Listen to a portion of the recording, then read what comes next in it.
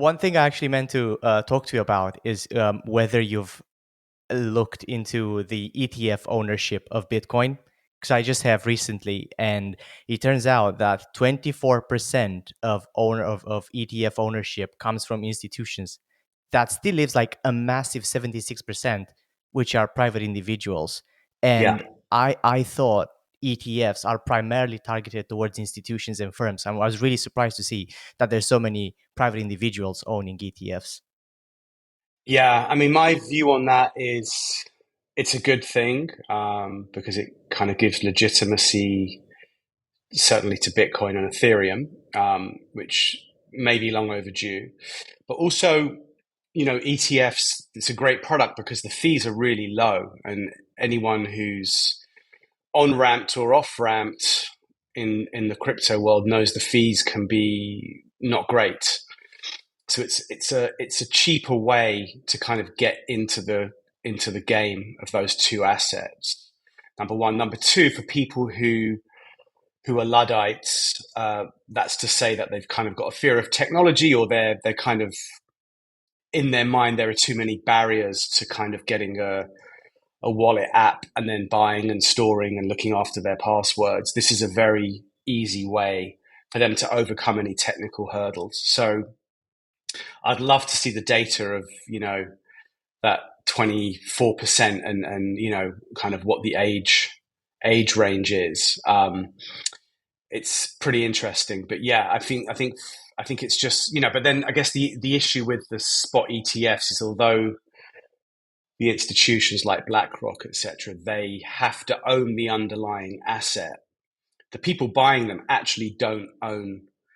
Well, I mean, I guess they kind of do, but it's not true ownership. It's not like you have it in a custodial wallet. So that's, if you're happy to kind of live with that, then Right. it makes sense, and it's just part of your overall ETF portfolio, along with AI and gold and pharma and whatever it is. So Yeah. yeah, I think it's a good product. Yeah, I like It's it. good. It's good. It's I mean, it definitely opened up the market, and it was received positively both inside and outside crypto, which I think is really important.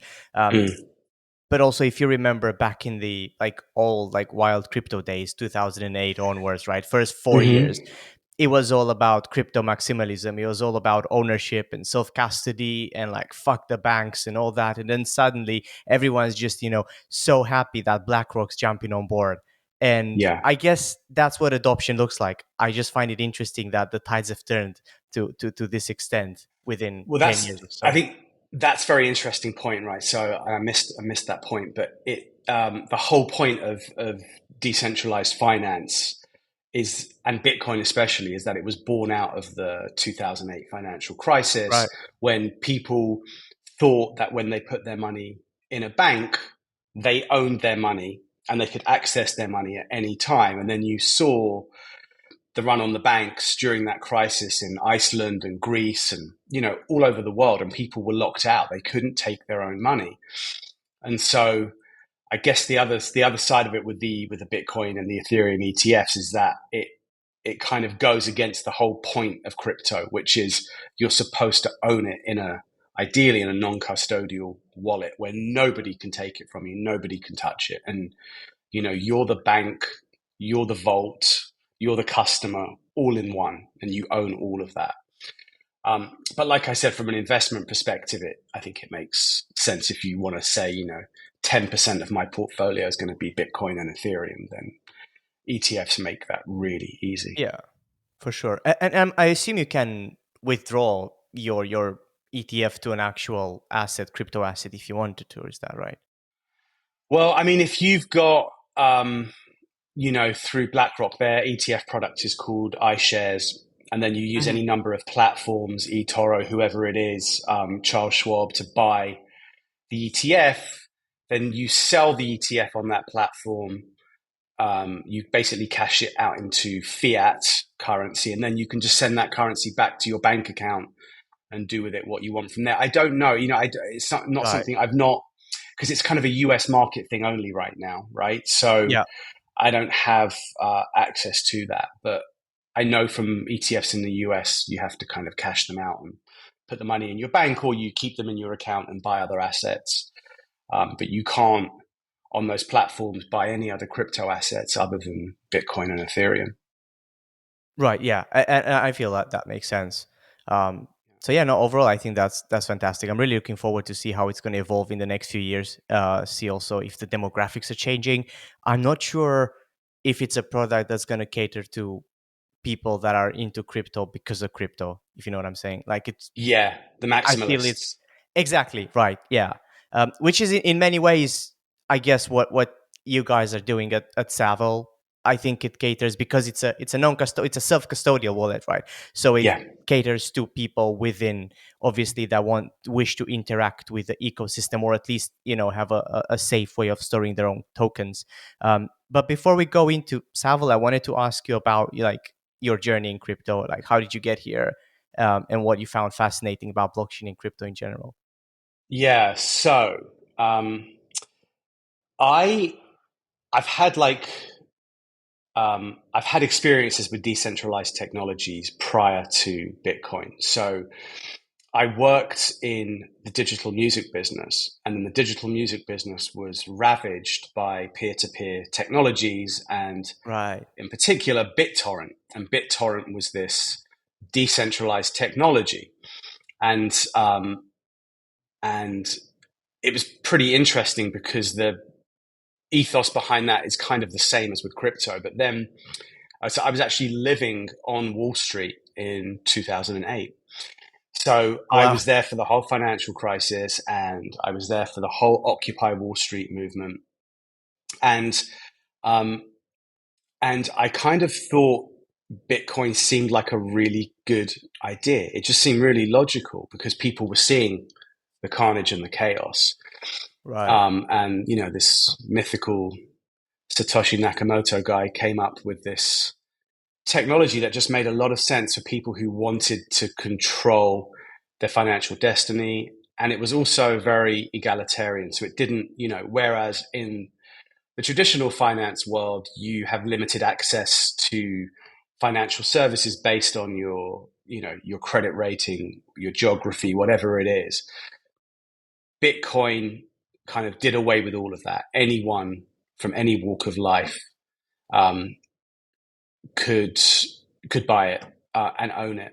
And if they were buying it at that time, then they would become pretty rich down the line, right? So that's how I got into it. So I was always, to answer your question, I was always attracted to nascent technologies that did something different and disrupted industries. So although BitTorrent, was kind of a disruptor technology and did a lot of bad in terms of piracy.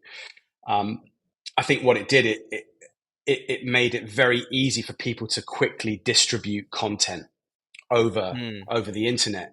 In the same way, you can argue that arguably there are some nefarious people using cryptocurrencies and the blockchain for bad purposes. Overall, the applications for the blockchain are really amazing. I mean, you can revolutionize many different industries using blockchain technologies. Least of all, identity verification. It'll be great if one day you could do all your mortgage application through the blockchain. How easy would that be, right? So I think overall the technology itself is amazing, but it all comes down to Hmm. how us humans decide to use it. Yeah, and Yeah, that's a very good point. It's I feel it in a lot of things. It's just human nature. You take any tool and you put it in the hands of the wrong person, and it can turn into a tool, for bad, for worse, right? nuclear fission. Yeah, like nuclear fission, a kitchen knife, a cup, like anything, right? Yeah, It could be used in a way that it's not intended. And I think that yeah, the issue is us humans in many cases, not the technologies that we build or the purpose yeah. they're built for. So you said you worked in the digital music industry. What exactly did you do at the time? Wow. So I launched. It was actually technically it was the world's first legal music download service. Oh wow. and it was back in the late 90s. And it was called brandnewmusic.com. And I actually partnered with none other than Apple computers. So Apple provided all of the Wow. streaming and download technology through their QuickTime platform. And this was, you know, 5 or 6 years ahead of the time when they even got into digital music, which obviously happened with the launch of the iPhone and the whole music platform there. But yeah, we were doing it really early and way too early, and you don't get, I mean, you get some points for being first, but you don't get many points for being too early. But we pretty much launched just ahead of Napster. But Napster kind of got all the limelight, and yeah, Yeah. but we were So legal, they were not legal. So that was the big controversy about Napster, because you could just download anything from anywhere and just put yeah, it on your phone, yeah. right? Yeah, and then I was going to just add. So actually, when I got out of the music business on that side of the fence, I actually went into the anti-piracy world. So I was working, working in a team where we were building technologies to interdict BitTorrent piracy. So we were then being Right. paid by the major record labels to help stop illegal downloads of Pink Floyd or whatever it was, and we were really Right. successful for a time until the internet got too big and we didn't have the firepower to compete against all of the people downloading. It was just impossible. So Yeah, I was gonna say, like, how interesting to see your perspective on the war against piracy, and kind of um, where you think it's probably going, especially when it comes to streaming services and streaming platforms where you have fragmented yeah, data, fragmented shows, and yeah, sometimes a worse off experience than if you were to pirate the actual thing. right. Yeah, my view on piracy always was that when you have a business that has intellectual property, copyrights, for example, and it's controlled by lawyers, you're going to always have a piracy problem, because what Hmm. happens, say, in the film business, the music business, TV business, they tend to control the release of music, for example. They'll tend to stagger it around the world, or at least they used to. They would stagger it. Actually, let's take the movie, the motion picture business. They would release in the US and the UK, and then they would wait to release in other countries. And whenever you stagger the release, you create piracy events. And what they should Right. have been doing was releasing in the same time all over the world and letting the consumer decide how they want to view it. So if they want to go to the cinema, or if they want to get it on DVD, or you know through Apple TV, they should be able to choose how they want to get it. And as long as lawyers are controlling this mechanism, there's always going to be piracy. And arguably, even if they weren't controlling it to the extent that they do, there would still be piracy in the same way.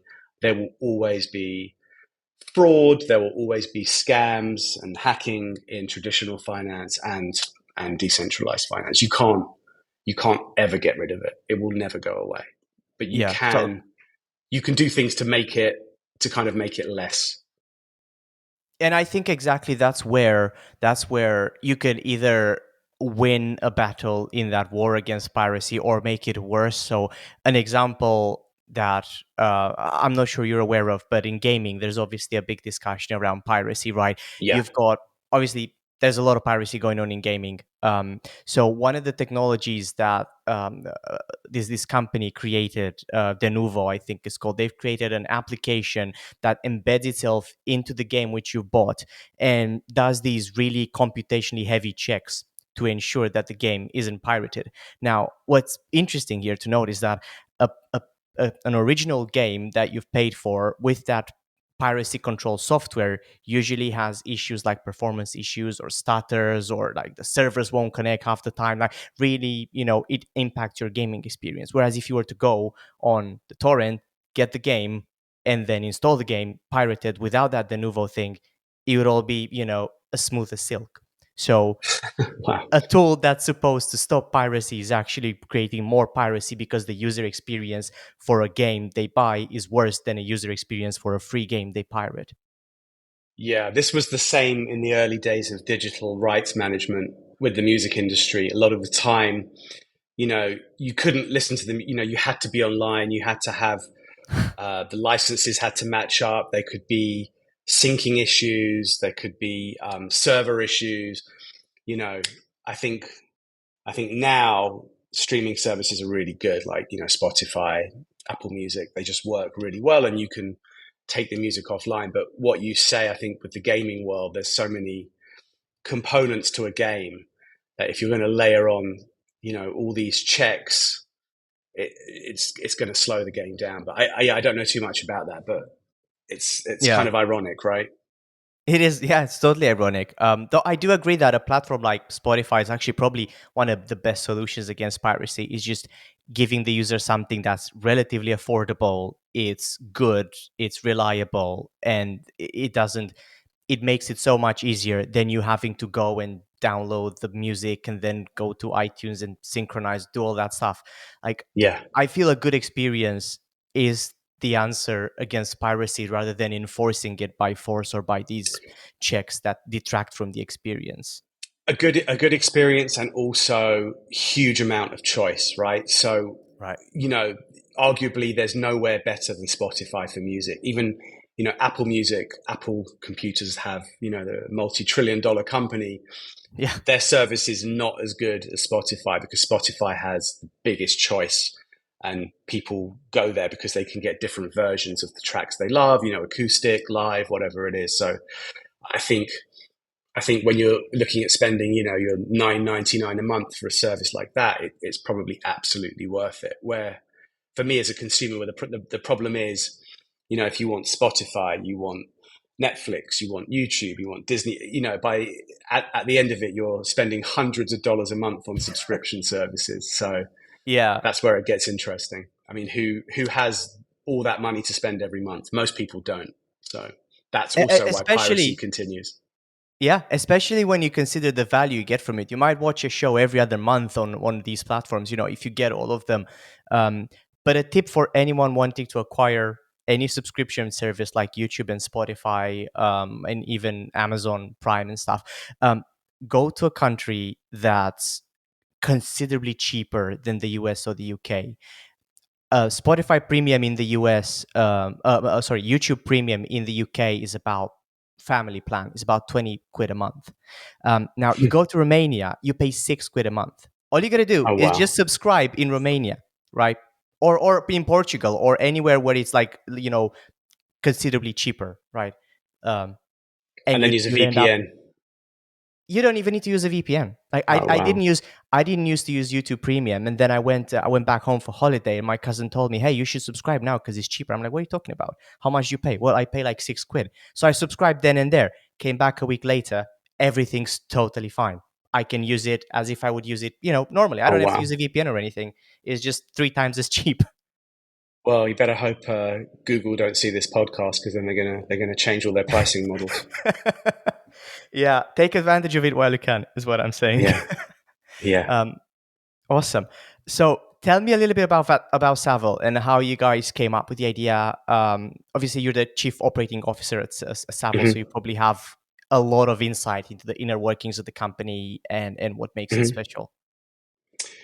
Yeah. So really, the idea, I think, well, I know, was at the time the business was conceived and we started building the product. The feeling was that there were, other crypto wallets in the space.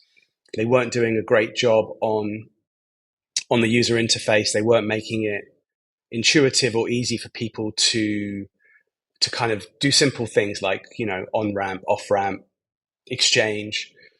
Um, and also, a lot of the wallets at the time were not necessarily non-custodial. They weren't self-custodial wallets. So, and that kind of went against the whole ethos of decentralized finance, which is really about personal responsibility and true ownership. So it's kind of really libertarian um, at its core. And so we wanted to create a product that was absolutely self-custodial, um, but had a centralized feel, but really operated on a decentralized basis. And so the way we made that happen was by creating a pretty robust user interface. And then also, one of the things we wanted to do was give users as much choice as possible and as many tools as possible so they could operate in the DeFi world. And that didn't mean we were going to give, I think there's something like 4,000 currencies now. We don't offer all 4,000 because, many of them, I don't want to say most of them, but many of them are just not really worth offering.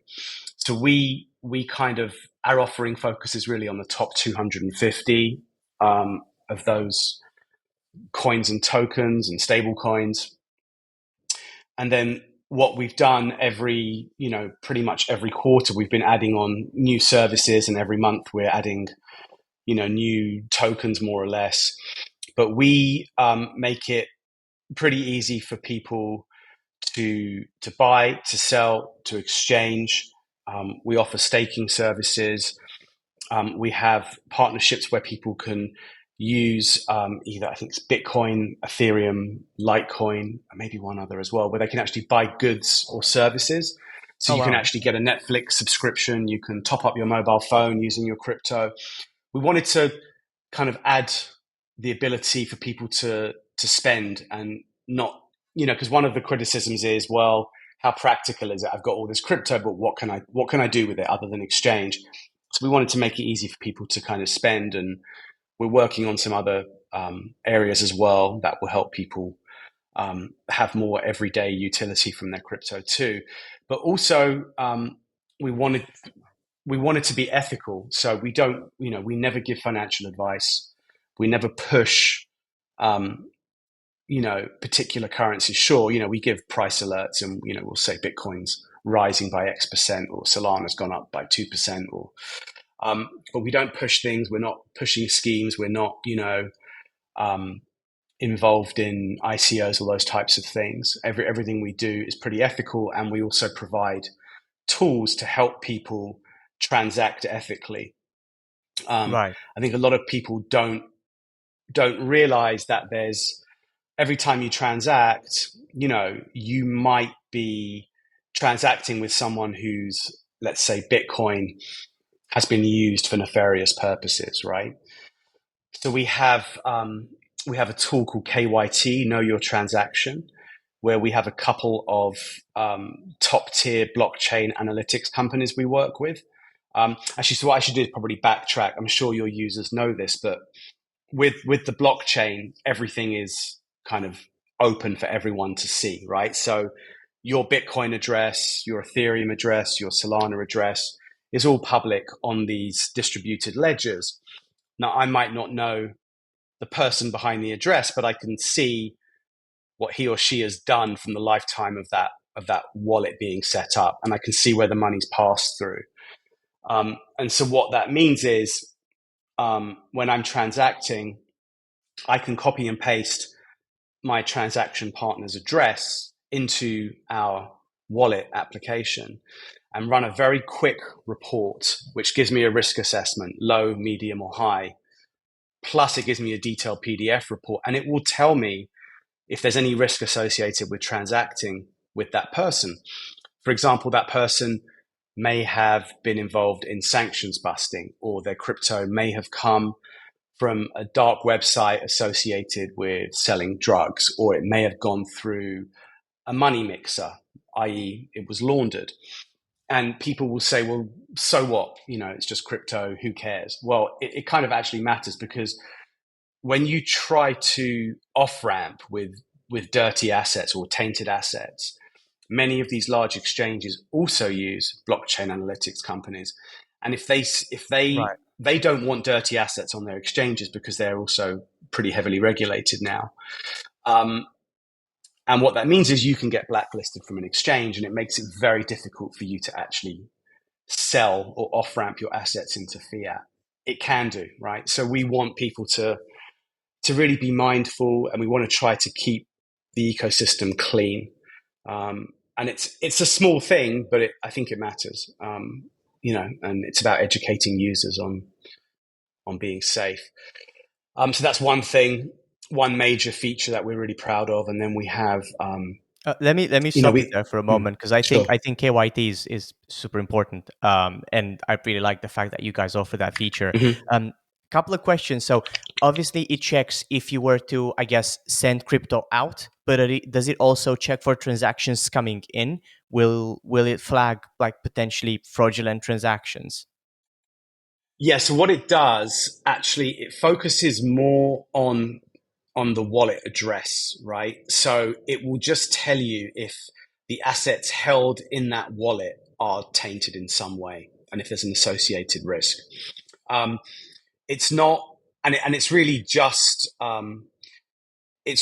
a suggestion, right? It's not, Right, if the report comes back and it says it's high risk, we don't stop that transaction from happening because it's really up.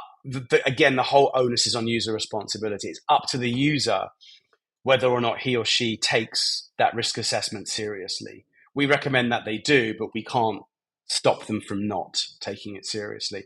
But we don't. I think what you're asking is, let's say I've got my Savl wallet and someone is just kind of passively sending me something. Are we scanning automatically? No, it has to be user initiated. The user has to initiate it. Yeah.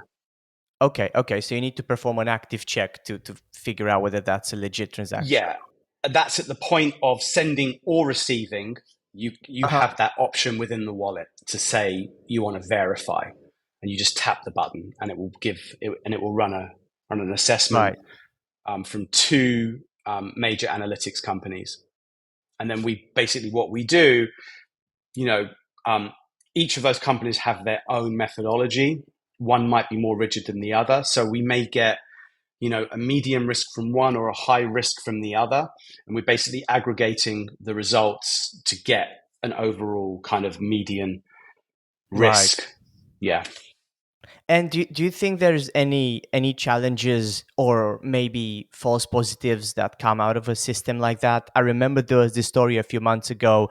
This person sold their NFT on OpenSea, and I think they accepted a bid for 8 ETH or something. I think it was like a mutant ape or something like that. They received this, accepted the bid. They went to an exchange to withdraw their ETH, and their account got frozen. Not only were they not able to withdraw, right? They weren't even able to send their crypto back to another exchange. They froze the assets. Yeah. The guy that sold the NFT and accepted the offer, as far as he's concerned, did nothing illegitimate. And then it turns out that a lot of crypto may show up as tainted, even though technically it isn't. It just happened to, exchange hands so many times that at some point one bad actor was involved within the chain of custody, right? Until it Yeah. reached the end user. So I'm just concerned a little bit about what uh, flagging potentially, high risk where maybe it isn't. Yeah.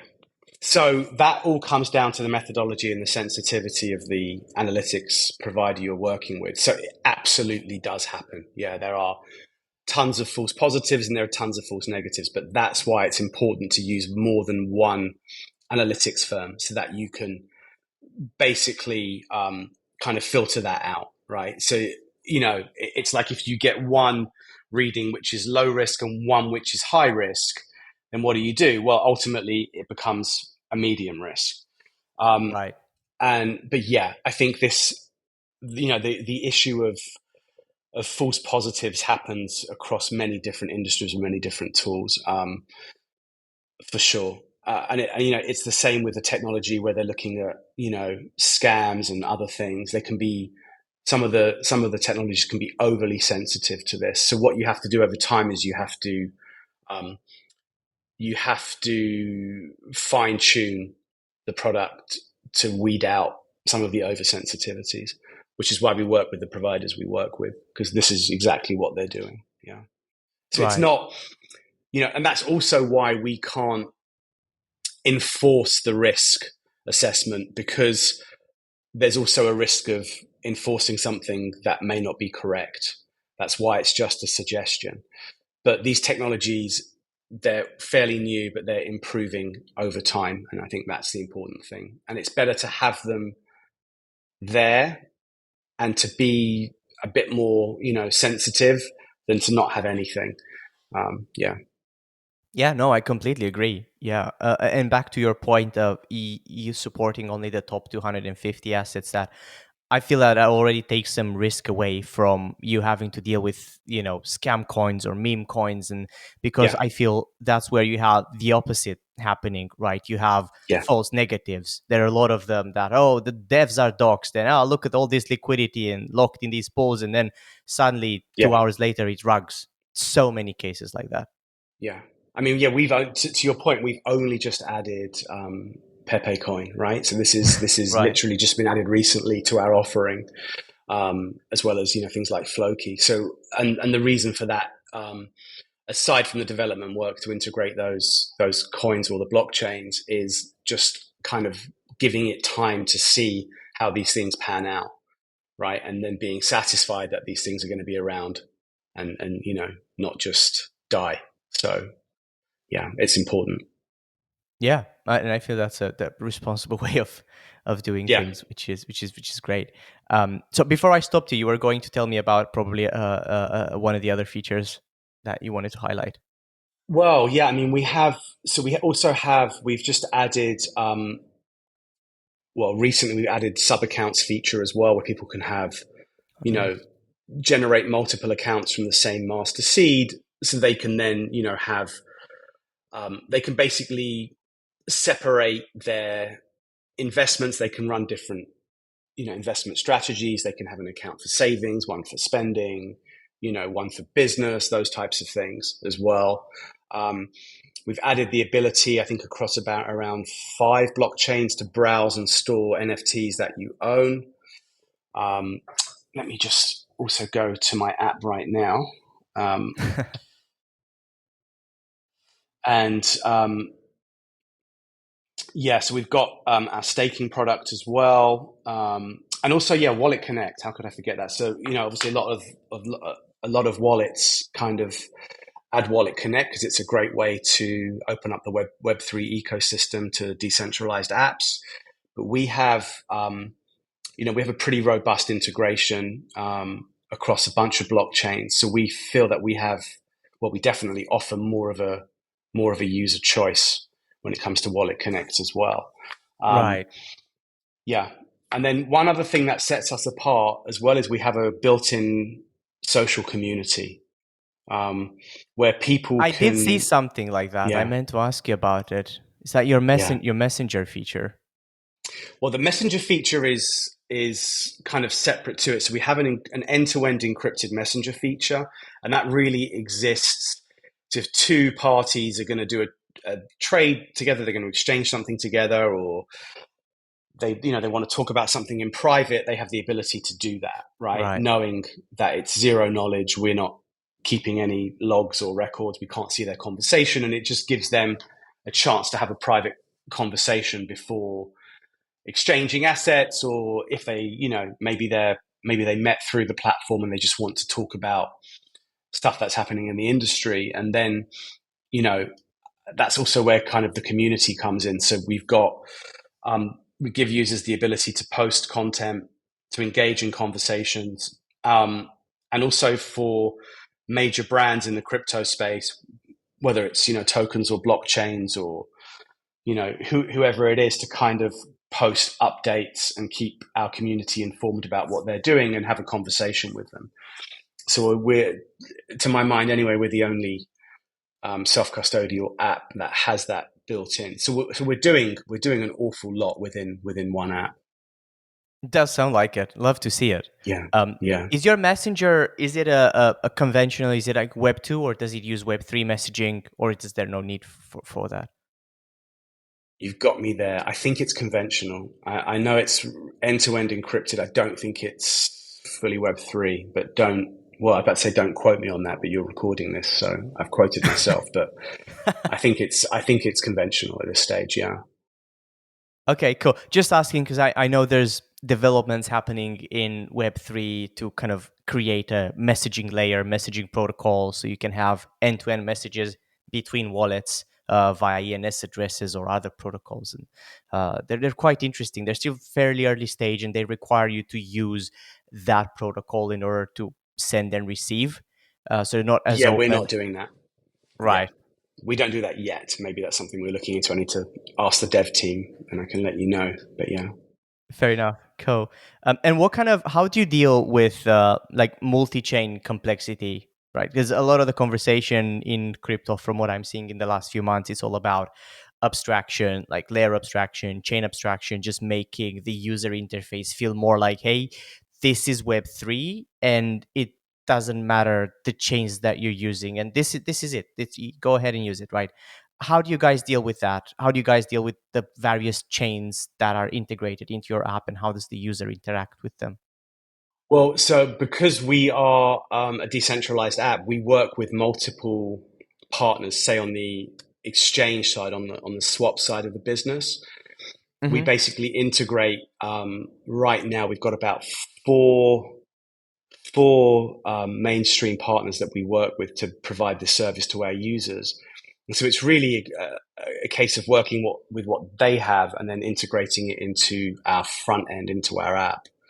Um, and yeah, obviously, I mean, the way that it's gone, it used to be quite difficult to exchange between certain blockchains, and now it's got a lot easier because the technology's improved.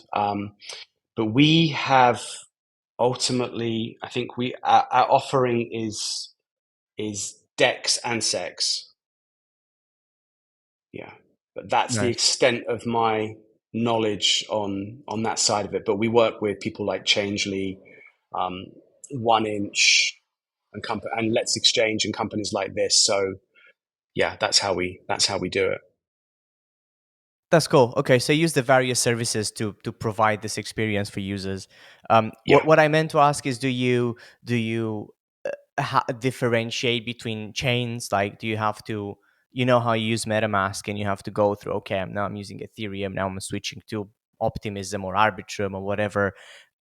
Is the user expected to switch between those, or Oh, I uh, see what you mean. So no, so okay, so basically, if someone is buying assets or they're exchanging assets, let's say it's USDT, and they can do that through Ethereum, Tron, Optimism, whatever it is. They'll see a full list of those chains at the point when they're exchanging, and then the user has to select, right? right? So I mean, the onus really again is on personal responsibility and the user knowing what they're doing, and not sending assets to the wrong blockchain. But it's pretty clear in the app. Right. I'm not sure if that's what you mean, but yeah, but the users can select it, and it's very easy for them to figure out what they need to do. It's really really clear because they have all of the choices, all the different flavors of USDT or Solana or whatever it is, and then they just pick the chain that they're using. Yeah, And then yeah, we give yeah, yeah. them That we give them warnings. We give them warnings to tell them, make sure you've selected the right one, because once the genie's out, we can't put it back in the bottle, right? Meaning it is lost if you make a mistake. Yeah, and it's what people should expect with a non-custodial service. Yeah, Self-custody means that you own everything, but you also own your mistakes. So if you do you mess up, own your mistakes. Yeah, and I mean, that's I don't want to sing the praises of centralized exchanges, but that's the one advantage, is that if you make a mistake on Kraken, you can contact their customer support and they can try to retrieve your coin that's lost in the ether, right? Because it's centralized and they can see this stuff. So yeah, it's exactly as you say. But um, I think the maximalists, like the kind of serious users, they want the responsibility, um, and yeah, and and the and the trade off of having no recourse is worth it for them because they have full ownership of everything, of their keys, of everything, and I think that's why it's so popular.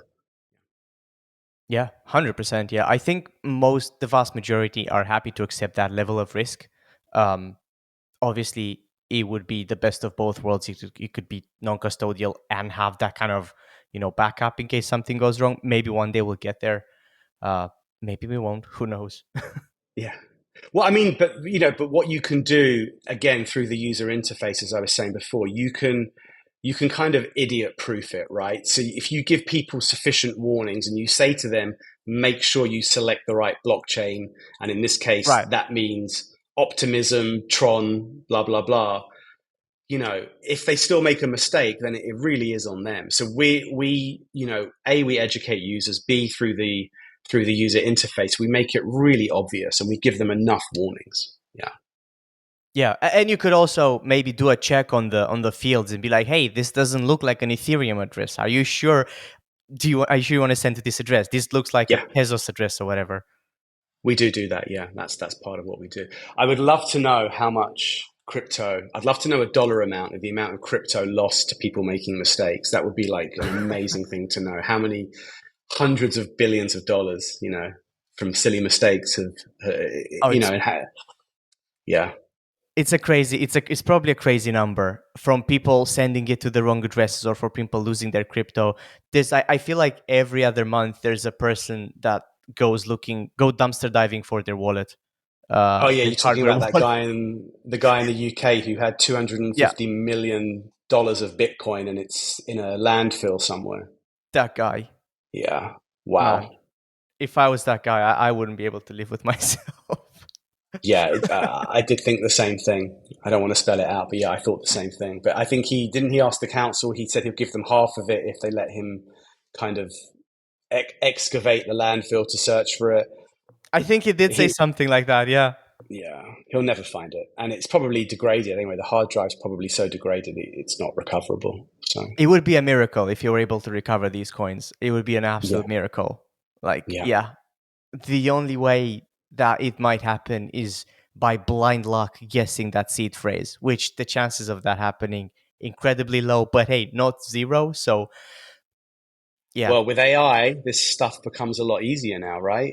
With everyone has access to like such vast compute power, and although AI can be used for good, it comes back to what we said in the beginning. It can also be used for bad. So I wonder if AI can figure out, some of this stuff. I think it's probably not so likely because it's, if you're using 24, random words, it's probably not possible. But yeah, yeah. I wonder if it's quantum proof at all or not. I know a lot of algorithms, a lot of encryption algorithms right now are not quantum proof. So if or when rather quantum computers are going to become a yeah, thing, that will create some problems. So yeah. But then you just I'm sure. add a whole bunch of other security layers on, that mean a computer can't get around them because there's like an air gap component, or the user has to get, they're using 2FA or something else, as well, which makes it harder. And that's the thing, you've got to, as a user, you have to max out all of your security options and use every security option within the app available to you just to make everything extra safe. So Yeah, 100%. Actually, a good point, and I meant to ask you about this. How do you guys deal with security at Savl, both personal and you kind of talked about the KYT side of things, but just personal security accounts. well, so the users, obviously, we give them, where a lot of these wallets kind of do 12 word recovery phrase, we do 24 words now. Um, so that obviously adds an extra layer of security to it. We have, biometrics and, 2FA and all of that stuff as well. Um, so it's pretty robust. Users can import other wallets into Savl as well if they've got their original seed phrases. So it's pretty secure. And then obviously we're looking at improving that all the time. I'm not going to talk about the other security of, in terms of the business, because I just don't want to go into that. Fair. But the app itself is pretty robust. And then on top of that, you've also got the native features of the device, whether it's an Apple phone or a Samsung phone as well. So you can make it, rock solid in terms of safety. Yeah. Cool. Cool. That's good. Obviously, the app is free to use from what I've seen. So my question is, how do you guys monetize the Savl? Yeah, that's a good question. So we predominantly make money through transactions, right? So when people are exchanging and swapping. And this is obviously outside of, there's obviously the network fees or the gas fees, which we have no control over at all. Those are standard fees on those on a per blockchain basis. But we work with, as I said, on the exchange side, we work with partners and we make commissions on exchanges and things. And then when you have a large user base, that can become a fairly lucrative business. So that's predominantly how businesses like ours make money. You can look at subscription models where you Mm. offer, so for example, we have sub accounts and we have KYT checks, and we can, for kind of very active users, it might be advantageous to them. They might want to have a bunch of KYT checks or, 50 different sub accounts. And you could conceivably set up a subscription model where people pay a small amount each month and they have access to more features. I'm not going to talk too much about it here and now, but we are going to be launching a loyalty program fairly soon, which will reward users for everyday actions within the app as well. And they'll be able to redeem points against features within the app as well. So, making your app sticky, keeping the users there is also a good way to ensure that you're regularly monetizing. But we work with multiple partners so that we can offer users the best rates, which is why we do that. But yeah, we do make money from some transactions, not all. Right, right. That's cool. That's cool. I wanted to go back for a moment to your.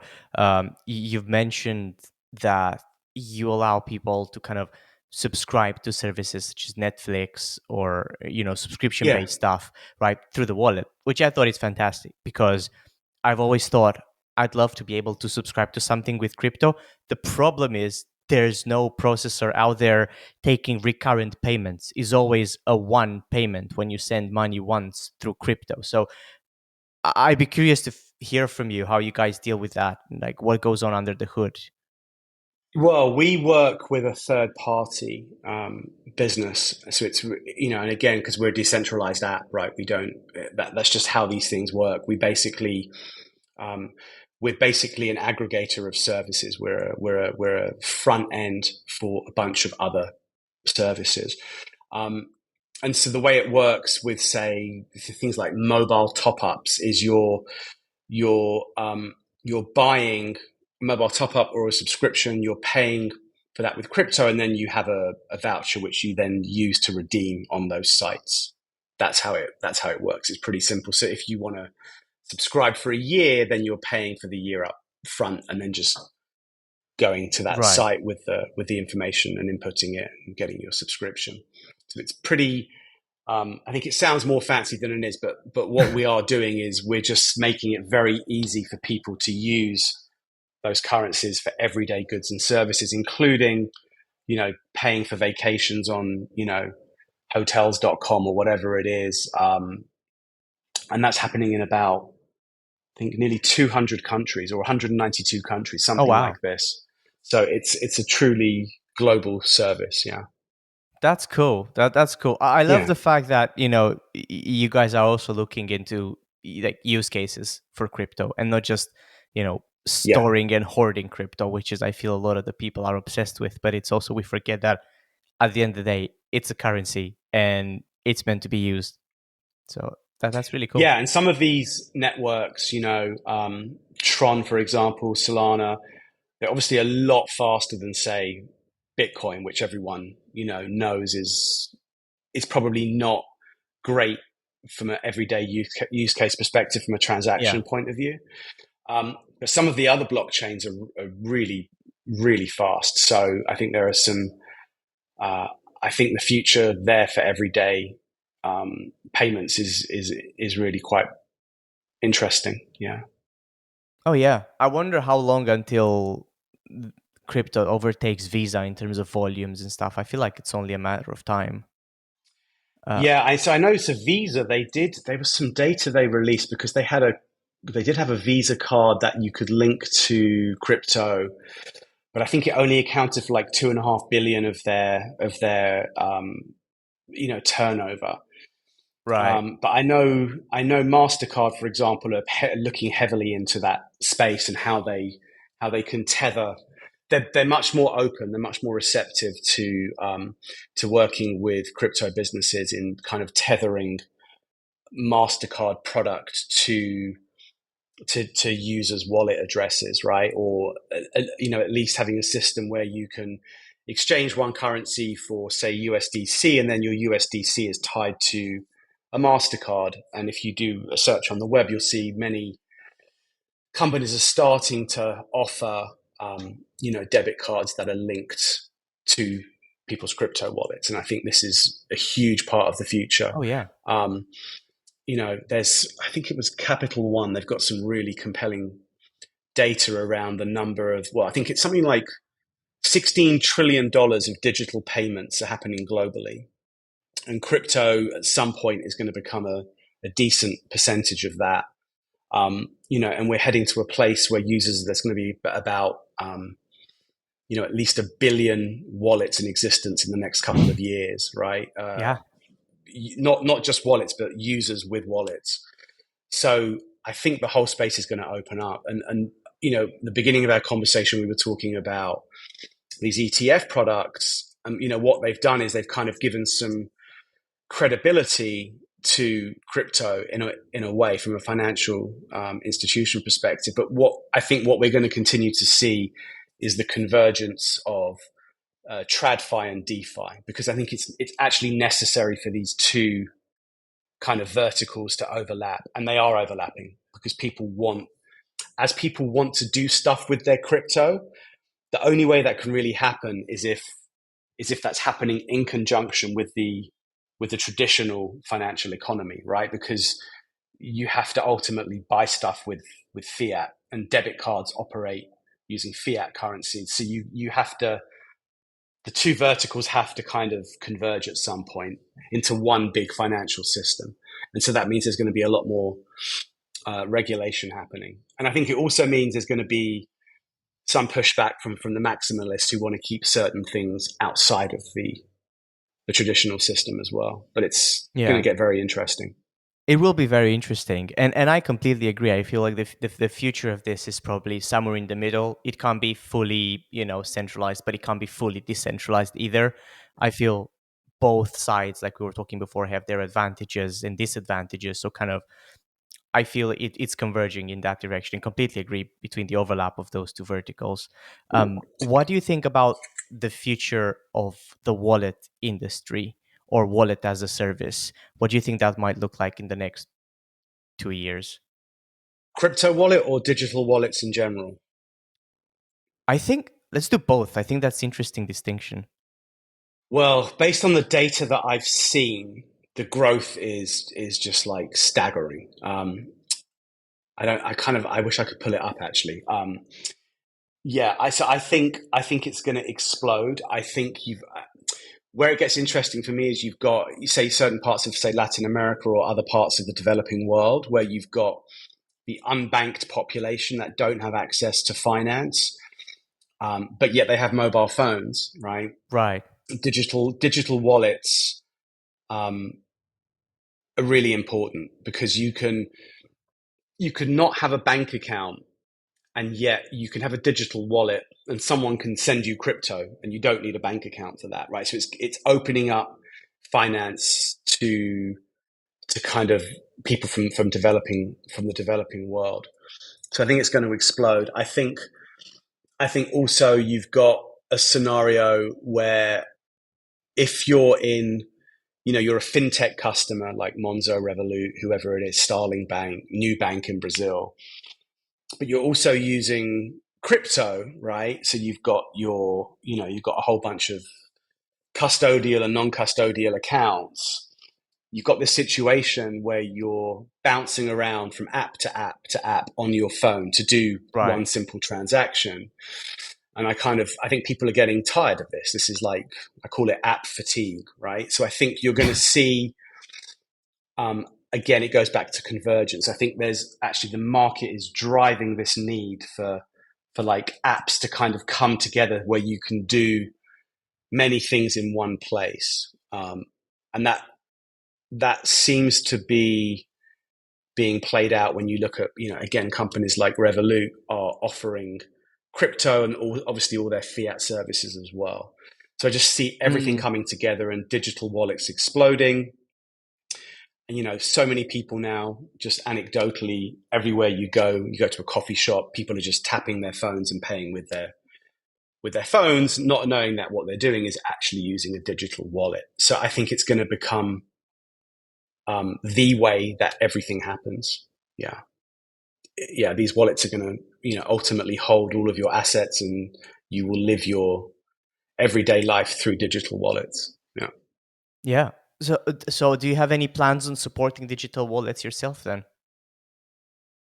Uh, no, as far as I know, we don't. I mean, we're definitely looking into ways to make it easier for people to do stuff with their crypto for it to have utility. So that does mean, some overlap with the Right. traditional finance world. That's probably all I can say on that. Yeah, I mean, we are looking very closely at things.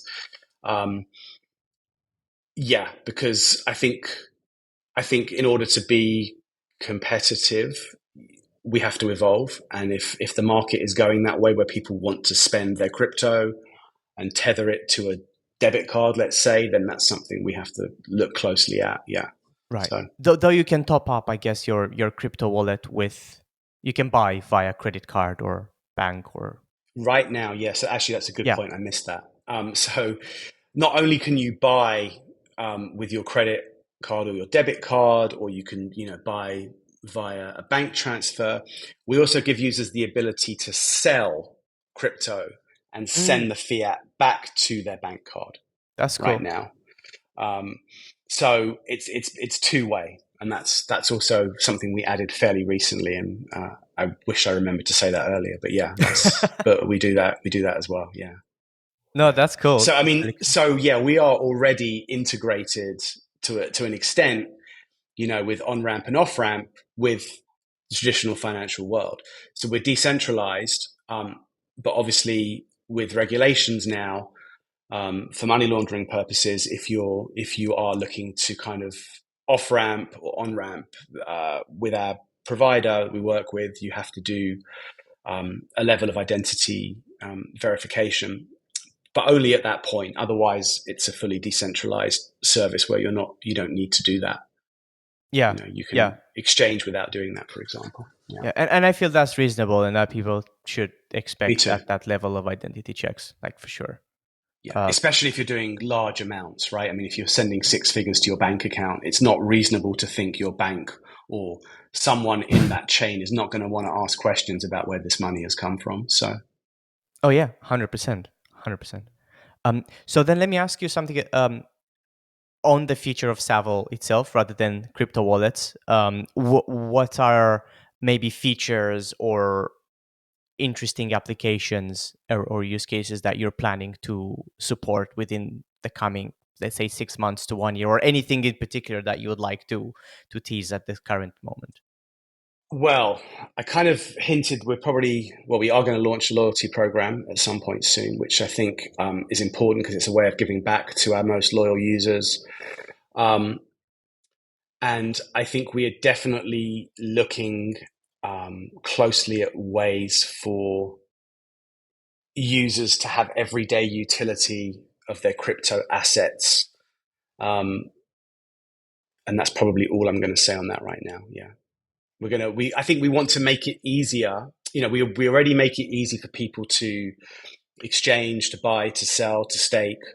Um, but that's kind of all within the decentralized ecosystem, all within DeFi.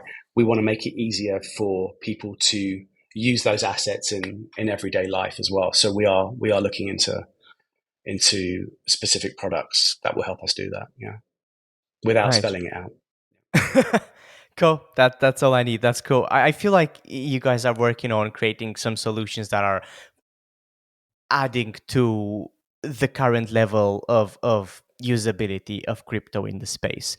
Yeah. And I think something like that's needed, and it's good to see it. And it's great to kind of hear your progress on this. One thing that I didn't ask that I meant to, and I completely forgot, is how long have you guys been on the market?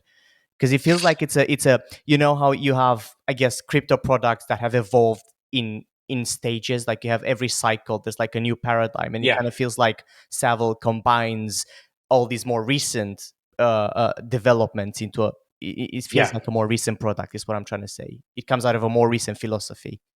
yeah. That's absolutely correct. So the company was founded in 2018, and we launched in 2020. So the business is, the product is 4 years old. The business is 6 years old. Um, so yeah, that's quite intuitive of you to kind of pick up on that. So yeah, it is. It, the product is born out of a necessity, right? Looking at all of the previous wallet applications and what we felt was missing or what they needed to add, and that's really what Savl represents. Yeah. Sweet. Um, and in closing, do you have any socials that you'd like to let people know of, or any specific links that they might want to go to? Uh, sure. Well, we have a website which is savl, savl.com. We have a Twitter channel which is at Savl underscore official. Um, and that's probably it for now. Yeah, we do have one thing I'm going to say is there's potentially we're kind of waiting on something very exciting that's about to hopefully happen, and I will drop you a note when we've confirmed that. I can't say more than that right now, but it's pretty exciting. So maybe you'll have me back on another time, but I'll send you an email to confirm this when it happens. Awesome. Yeah, I'd love to. It'd be my pleasure to have you on Yeah. again in the future, kind of Sorry for discussing the cloak and developments. daggers. Sorry No, to no, be no. It's all so. good. Yeah. It's all good. I get that there's something good in the pipeline, and yeah, I'd love for you to Yeah. come back on again and just talk through it once it's live out in the open. Thanks, Andre. Thank you. Thank you very much for your time. Awesome. Thank you, James. I had a great time, and wish you a lovely rest of your day. Hopefully, with loads of sun. Well, I got to work, but yeah, I can see it out the window. That's good for me. It's better than Pretty the much rain. same. So yeah. Sweet. All Awesome. right. Take care, James. Thank you. You too. Bye bye. Bye. Bye, everybody.